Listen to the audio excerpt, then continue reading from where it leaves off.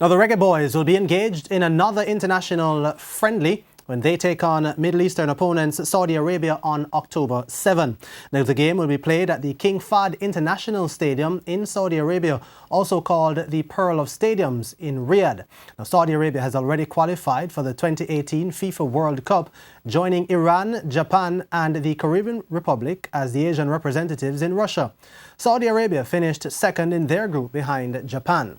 They had also qualified for FIFA's showpiece in 1994, 1998, 2002 and 2006. Jamaica has played Saudi Arabia 3 times, winning 1, losing 1 and drawing the other.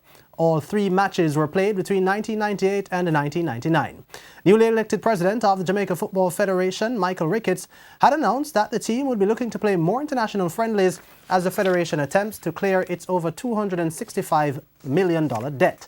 The Jamaicans lost their last friendly international 2-0 to Canada in Toronto on September 2.